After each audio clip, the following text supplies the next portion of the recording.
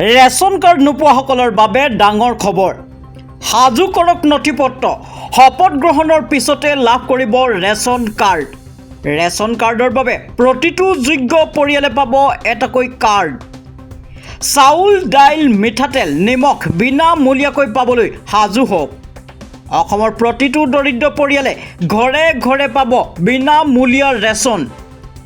ইফালে বহুকেইটা বিভাগত ওলাব তৃতীয় চতুৰ্থ বিভাগৰ চাকৰি। শিক্ষিত যুৱক যুৱতীসকলেও যোগ্যতাৰ ভিত্তিত পাব চাকৰি। BTCৰ দৰিদ্ৰ পৰিয়াল আৰু নিবনুৱা যুৱক যুৱতীলৈ হাগ্ৰামা মহিলাৰীয়ে দিলে ভাল খবৰ।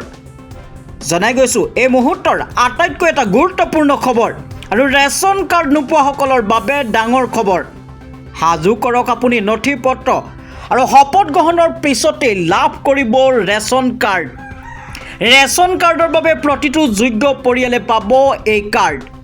জনাই গৈছোঁ আমি এই মুহূৰ্তত নিউজ এড আছামৰ দৰ্শকসকলৰ বাবে এটা অতিকৈ গুৰুত্বপূৰ্ণ খবৰ আৰু ৰেচন কাৰ্ড নোপোৱাসকলৰ বাবে দিব লৈছোঁ এই বিশেষ খবৰটো। আপুনি সাজু কৰক নথিপত্ৰ আৰু শপত গ্ৰহণৰ পিছতেই লাভ কৰিব ৰেচন কাৰ্ড।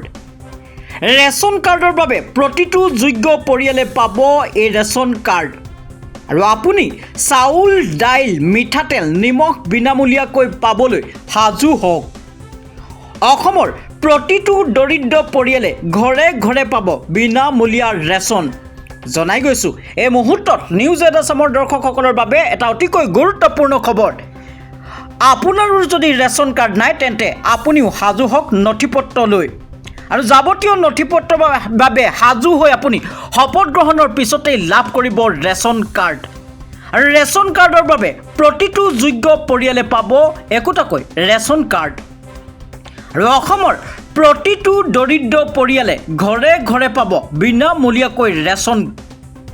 আৰু ইফালে বহুকেইটা বিভাগতো ওলাব তৃতীয় আৰু চতুৰ্থ বিভাগৰ চাকৰি।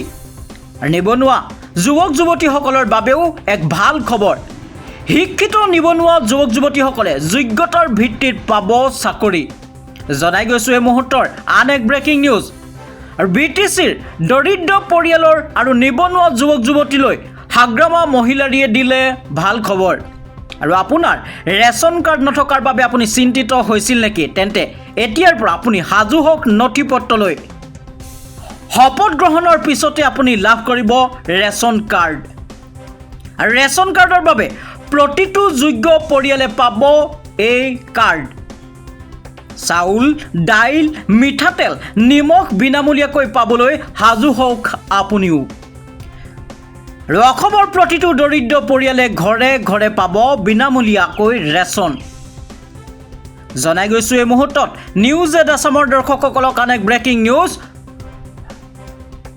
ইফালে বহুকেইটা বিভাগত ওলাব তৃতীয় আৰু চতুৰ্থ বৰ্গৰ চাকৰি। শিক্ষিত নিবনুৱা যুৱক যুৱতীসকলৰ বাবে ইও এক ভাল খবৰ।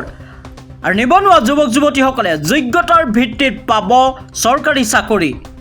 আৰু BTCৰ দৰিদ্ৰ পৰিয়াল আৰু নিবনুৱা যুৱক যুৱতীলৈ হাগ্ৰামা মহিলাৰীয়ে দিলে ভাল খবৰ। জনাই গৈছোঁ এই মুহূৰ্তৰ এক ডাঙৰ খবৰ। ৰেচন কাৰ্ড নোপোৱাসকলৰ বাবে এটা ডাঙৰ খবৰ।